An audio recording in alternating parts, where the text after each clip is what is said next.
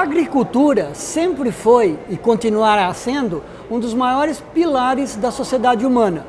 Nós não passamos nenhum dia sem uma alimentação saudável e que seja nutritiva. Porém, até a Segunda Guerra Mundial, não havia uma distância tão grande entre o número de pessoas no planeta e o alimento que era servido a essas pessoas. Após a guerra, houve um aumento muito grande na população humana. E aí se começou a pensar como também aumentar a produção de alimentos para que a gente possa daí dar alimentos para todos. Surgiram os pesticidas, os agrotóxicos, que de um lado eles fazem bem para a plantação porque diminuem as pragas e a produtividade aumenta. Mas os estudos mostraram que esses alimentos podem causar, ao invés de boa qualidade, a gente pode, na verdade, ter doenças relacionadas a eles. Em 1990 surgiu no mundo um conceito novo, agricultura sustentável, agricultura orgânica, agricultura ecológica. Existem vários nomes para mostrar a mesma questão. Eu consegui produzir bem, com quantidade, e também que tenha o menos possível produtos químicos.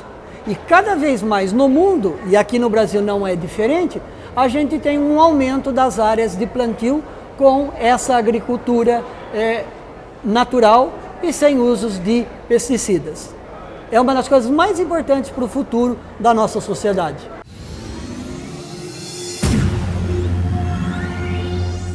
Estamos nos estúdios da TV Uniara e recebemos hoje o diretor industrial da empresa Corim Alimentos. Ele é médico veterinário e doutor na área de desenvolvimento. Eu queria, a princípio, agradecer a disponibilidade do Luiz Demandé e vamos aí ouvir um pouquinho sobre a sua empresa, a empresa que ele trabalha e as vantagens de ser sustentável. A primeira pergunta que eu faço ao médico veterinário Luiz é como surgiu a Corim e por que esse foco de negócios sustentáveis? É um prazer estar aqui, obrigado pelo convite. Bom, a Corim é uma empresa que nasceu para seguir, para produzir de acordo com os princípios da agricultura natural, que é um sistema de agricultura que foi preconizado, desenvolvido inicialmente por Mokichi Okada no Japão.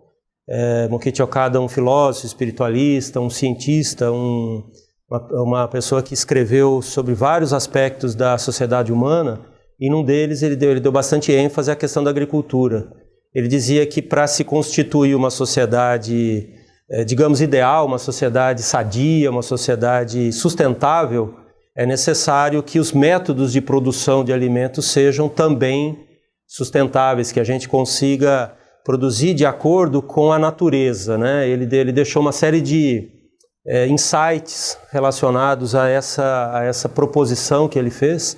E a empresa Corim nasceu desse método, desse sistema, desses princípios, que são princípios filosóficos, e ela veio se estruturando a partir de 1994, na medida em que essas ideias de agricultura natural foram trazidas para o Brasil já na década de 1950, e esses trabalhos começaram a se disseminar, é que surgiu a empresa Corim, através também dos desenvolvimentos que haviam acontecido no âmbito da Fundação Mokichi Okada. A Fundação Mokichi Okada ela é mantida pela Igreja Messiânica Mundial do Brasil, e dentro desse princípio filosófico, religioso, é que nasceu esses trabalhos. Então a Corim, uma vez que começou a existir produtores, pessoas relacionadas a isso, houve a necessidade de ter uma empresa, porque daí teríamos que ter uma empresa, enfim, para produzir, poder comercializar os produtos. E isso nasceu lá em 1994 e desde lá ela vem se desenvolvendo. Claro que no começo a duras penas, com muitas dificuldades, né? Mas isso tudo foi encontrando um ambiente mais favorável, que vem se desenvolvendo ainda, está em pleno desenvolvimento, eu diria, né? Essas questões relacionadas à qualidade do alimento, a práticas sustentáveis de produção de alimentos, a empresas que tenham preocupações ambientais, sociais, culturais com relação à produção de alimentos. E a Corim é uma empresa que segue esses princípios e ela vem crescendo e ganhando visibilidade a partir dessa condição. Você fala que a Corim ela veio para trazer uma diferenciação na produção de alimentos. Vocês fazem parte de uma cadeia, né? E não é o elo final e também não é o elo inicial. Como que foi a relação com as pessoas do campo para ter essa mudança de postura, essa mudança de visão e saber que poderia ganhar dinheiro e ser feliz com esse tipo de negócio? Essa é uma pergunta bastante complexa, né? Porque seguramente teve uma série de desafios, de problemas no início, né? A Corim, ela nasceu dentro desses princípios, então ela começou a se relacionar, obviamente, todo o movimento, eu diria, não é só a Corim, mas, como eu disse, a Fundação Mokichokado, o Centro de Pesquisas, os próprios membros da Igreja Messiânica que tem toda essa conotação de uma alimentação, de uma agricultura e uma alimentação natural. Então houve uma série de interfaces, né? E essas interfaces foram se desenvolvendo. Uma delas, como você bem citou, a questão junto aos produtores. No início muito difícil, né? Porque imagine em 94 ainda, toda essa conotação, esse entendimento de uma produção diferenciada era bastante incipiente. Sim. As pessoas entendiam muito pouco, menos ainda os agricultores, né? Os produtores, as pessoas que estão na área rural, no campo, enfim, elas com menos ainda, digamos, menos contatos, né? com as novas demandas de produção ou de consumo de alimentos. Então foi bastante difícil, mas a postura, a empresa sempre teve uma postura muito sólida, muito consistente nos seus propósitos, e obviamente isso gerou digamos, uma contaminação positiva, né? E as pessoas começando a confiar, então foram se integrando aos sistemas. Eu digo integrar porque é exatamente isso que surgiu, porque num dado momento em que a Corim começou com ela iniciou antes, na verdade, com toda a ideia de produção de alimentos em geral, tanto de ordem vegetal quanto animal, né? Mas uma atividade que se desenvolveu bastante foi a produção dos frangos. Certo. Porque foi a primeira produção de frangos livres de antibióticos, promotores de crescimento, anticoccidianos, quimioterápicos e os chamados ingredientes de origem animal. Então ela se diferenciou muito através desse sistema produtivo e nós passamos a produzir próprio, ou seja, fizemos esse desenvolvimento internamente e num dado momento, quando as coisas estavam razoavelmente estabelecidas, nós passamos a integrar produtores dentro de um chamado sistema de integração vertical, que é o sistema que predomina no Brasil. Então existe uma empresa que coordena essas cadeias, que nesse caso é a Corim, com fábrica de ração, com técnicos, com toda essa abordagem, né, do ponto de vista natural. E aí tem os produtores que se integram a esse sistema. Então são avicultores, produtores de frangos que se integravam. No começo com muitas dificuldades, com muitos problemas, com problemas de todo tipo, sanitários, né? Então foi todo um desenvolvimento tecnológico bastante expressivo que aconteceu e que nos levou à condição que nós estamos hoje, né? Como a principal empresa produtora de produtos diferenciados no Brasil, servindo de exemplo para muitas e muitas empresas no Brasil e no exterior, através desse sistema de produção que nós fomos praticamente pioneiros no Brasil e eu posso dizer no mundo, porque eu tive a oportunidade de viajar dentro do meu doutorado, conhecer uma série de situações e não vi nada semelhante acontecendo em outros países, mesmo países desenvolvidos. Agora está acontecendo, sim, mas eu posso dizer claramente que nós fomos um benchmarking, né? Um exemplo para tudo isso, inclusive do exterior. Nós recebemos muitas visitas de empresas do exterior, essas visitas vêm acontecendo ainda e vem vendo esse sistema de produção que foi essa questão livre de antibióticos e tudo mais. Com certeza, em cada setor que vocês atuam, vocês têm uma regra, um procedimento para que o fornecedor siga, né, como se fosse uma certificação. Né? Olha, você produz um frango, você produz um ovo, né, carne, tudo isso está dentro de um processo que já existia ou vocês também tiveram que criar? Não, foi tudo, nós fomos criando tudo isso, fomos escrevendo esses protocolos, até porque nós precisávamos comunicar ao consumidor esses diferenciais. Então, e a comunicação principal se faz através dos rótulos dos produtos, né? Mas quando íamos querer escrever as coisas, tínhamos também as regras que vinham do Ministério da Agricultura. Sim. Isso pode, isso não está certo, enfim. Mas como é que você põe isso? Como é que eu comprovo isso? Então foi através dessa construção e dessa interface com esses órgãos públicos que começou a acontecer justamente isso. Fomos escrevendo esses protocolos produtivos. Esses protocolos foram se adensando, eles foram ficando mais estruturados, se transformaram em normas. Essas normas hoje, elas foram, num dado momento nós criamos também a AVAL, que é a Associação da Avicultura Alternativa. Essas normas foram trabalhadas no âmbito da associação, através da participação de muitos profissionais e professores e pesquisadores das universidades que foram convidados para compor essa equipe de pessoas que pensou nas mais diversas áreas, né, da produção, como é que a gente poderia normatizar ou normalizar o processo. E esse processo foi feito através da AVAL e aí foi dando origem àquilo que hoje uma pessoa que adquire os nossos produtos vai ver um selo. Então existe um selo de uma certificação dizendo que o produto está isento daquelas substâncias, né, antibióticos, promotores de crescimento. E não é só isso, obviamente. Tem o manual de certificação, né, com as normas, e tem os manuais que são... quais são as outras questões que são abordadas, né? Então, por exemplo, não faz muito sentido para nós dizer assim, o frango é livre de antibióticos e as propriedades onde ele é produzido tiver todo um passivo ambiental, tiver problemas trabalhistas, tiver problemas sociais, as crianças que estão ali não estudam, elas têm contato com um ambiente que a família está relacionada, um ambiente insalubre, né? Então todas essas questões fazem parte hoje dos procedimentos que a Corin adota quando integra um produtor, quando treina esse produtor.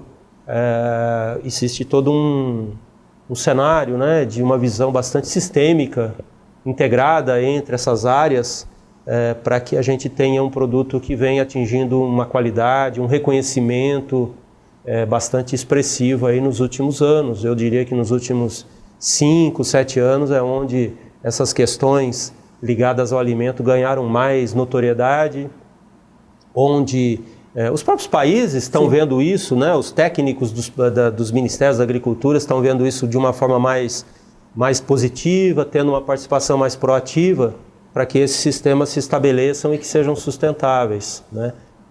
Dentro dos produtos que vocês fabricam, essa produção vai direto para o Brasil ou vocês já vendem para o exterior? Hoje a Corin atinge todos os estados do Brasil, né, com os nossos produtos, e temos exportado também para a Ásia, né, para Hong Kong. Temos feito alguns projetos e tem avançado exportações. Aliás, a Corin foi a primeira empresa brasileira a exportar frangos orgânicos, né? Então, o Brasil é o maior exportador de frangos do mundo. Ele tem, obviamente, uma indústria produtora de frangos e de ovos assim gigantesca, né? De grande significância para o cenário produtivo, de trabalho, enfim, de geração de renda do país. É o principal exportador mundial, o principal player, né, que disputa esse mercado no mundo, mas nunca havia exportado um frango orgânico, né? E nós fomos a primeira empresa a fazer isso. É claro que as nossas escalas são muito diferentes da escala dessas grandes empresas brasileiras, né, na questão do frango, mas nós somos um grande exemplo nesse sistema de diferenciação e estamos ganhando reconhecimento, o valor da marca crescendo de maneira bastante expressiva em função de nós nos identificarmos com essas questões, né, professor? Eu acho que é importante, até então, eu diria que há 10 anos, não precisamos avançar e muito para trás, né? A grande questão, assim, como é que eu defino a questão da produção, né? Eu defino pela questão de custo e eficiência produtiva, né? Então eu tenho que abaixar os custos e tenho que aumentar a minha eficiência. Esse foi o binômio gerador aí, digamos, de todo esse complexo produtivo, né? Mas ultimamente essa equação ela tem ficado mais complexa. Eu tenho que adicionar as questões ambientais, eu tenho que ver se eu não estou gerando passivos que a sociedade não vai poder arcar com isso indefinidamente. Eu tenho que ver se eu não estou gerando passivos trabalhistas, se eu não estou gerando passivos sociais, se eu não estou criando disrupturas expressivas no ambiente rural, na qual a gente depois não tem como manter isso viável. E essa equação mais complexa eu acho que é a grande desafio, a grande questão que se apresenta no momento. Como é que eu vou, de fato, estabelecer sistemas produtivos em consonância com esses anseios da sociedade, com esses anseios mais nobres e mais elevados da sociedade, de ter o ambiente natural preservado, de ter a diversidade dos seus sistemas naturais preservada, sem, no entanto, e com a capacidade de produzir, de se viabilizar, inclusive economicamente. Sim, então, não só também econômico, mas para a própria saúde das pessoas, né? Seguramente. Esse é o nosso principal foco. Esse é o que a gente sempre diz assim, na realidade, dentro inclusive da nossa marca, nosso logo, né? Nós temos 3 círculos. Eles representam as forças da natureza, que são o fogo, a água e o solo, sim, e a terra, né? E dentro disso falamos também em saúde do solo, saúde das plantas, saúde dos animais. E no centro dessa conjunção, nós temos, desse conjunto, né, de círculos, nós temos a saúde humana. Então tudo que nós fazemos tem esse claro direcionamento, né, de promover a saúde humana, de não colocar a saúde humana em risco. Então há coisas que às vezes o pessoal de fora olha, mas isso aí, puxa vida, isso aí qual é o problema? Mas para nós, se a situação não está clara de que existe ou não algum risco na saúde humana, nós simplesmente não vamos fazer. Nós não vamos entrar numa área de produção na qual existam receios, existam dúvidas, né, sobre isso. Então todo o nosso sistema de fato é voltado para a questão da saúde humana.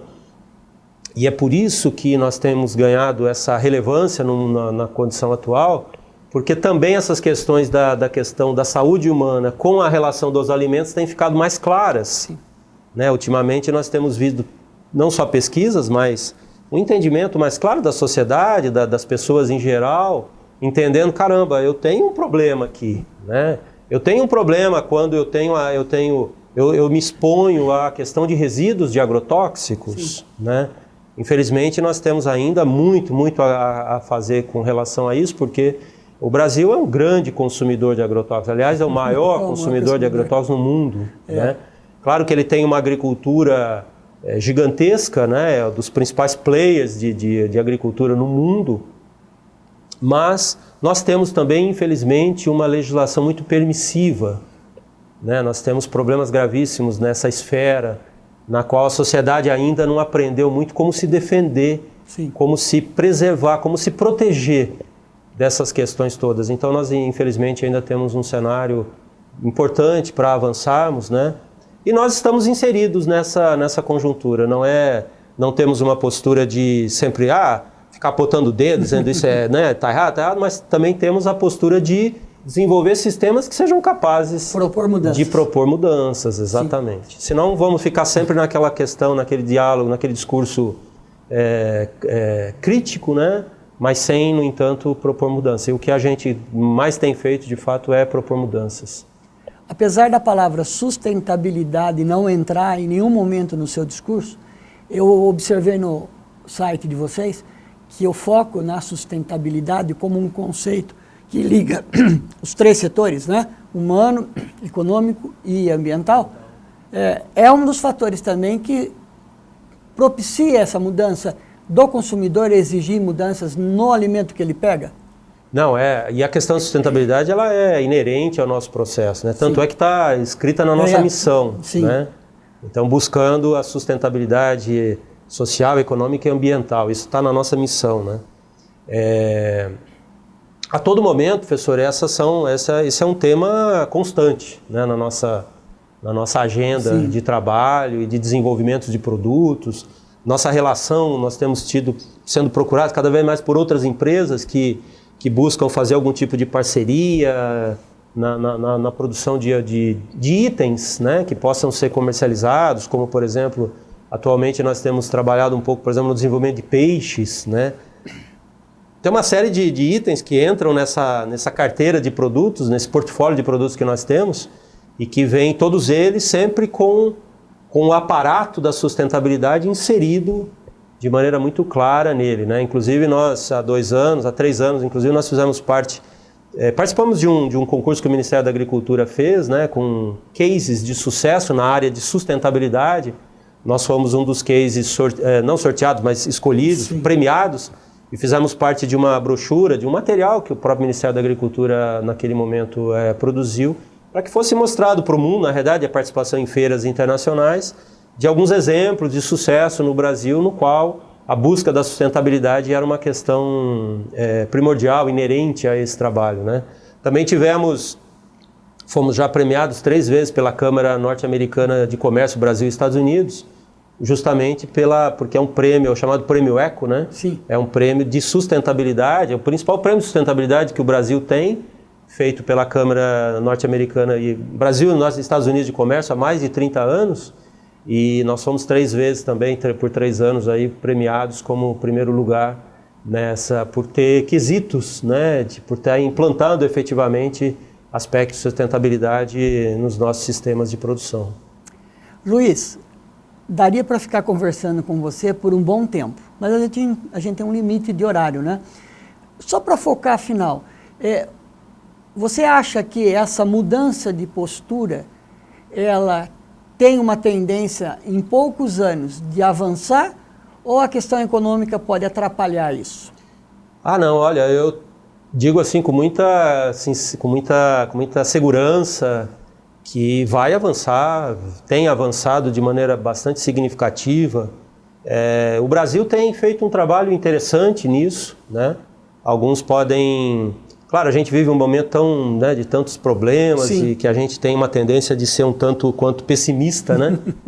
Porque, caramba, abrir o jornal lá e só ver, né? Todo tempo, a gente já está farto disso, né?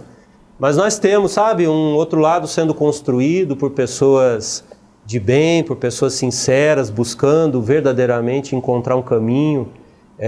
E isso tem acontecido de maneira expressiva. Eu posso dizer isso de maneira clara porque o Brasil hoje, dentro dos países, por exemplo, na produção orgânica, né, que é uma produção absolutamente sustentável, eu diria, claro, tem muito para ser resolvido, sim, tem muito para ser feito, mas que tem esses princípios no DNA da coisa, né? O Brasil, comparado com países digamos, na mesma faixa social e econômica do Brasil, como Argentina, Brasil, África do Sul, Índia, mesmo Rússia, mesmo alguns países europeus, né? Nós temos um mercado de produtos orgânicos igual ou maior. Na verdade, maior do que todos esses países da América do Sul, maior que os países da África, maior que a Índia, maior... É um mercado de produtos orgânicos do tamanho do mercado japonês, do tamanho do mercado espanhol, do tamanho do mercado dinamarquês. Então nós temos um ambiente que vem se constituindo de maneira bastante expressiva. Então eu diria que isso há uma tendência muito clara de crescimento, de expansão, há vários fatores. Mas aproveitando, né, esse ensejo desse seu programa, de pessoas como você que buscam a promoção dessas ideias, eu fico muito feliz em poder participar, em poder dar contribuir um pouco com tudo isso, porque ainda falta mais esclarecimentos. A sociedade precisa conhecer um pouco mais sobre isso, né? E esses eventos, a TV, enfim, os programas podem contribuir, ter uma parcela importante na contribuição dessa conscientização da sociedade, da população, da nossa população tão sofrida por outros aspectos, mas que tem muito para oferecer e para puxar uma demanda sustentável de produtos, né? E tem empresas aparecendo com essa perspectiva. Então é importante que os consumidores comecem a saber escolher, a fazer aquele chamado consumo consciente, sim, não é? Leiam mais os rótulos, se preocupem mais com a qualidade do alimento que levam para casa, porque há muitos problemas, mas ao mesmo tempo temos aí buscado e nos esforçado muito para apresentar soluções.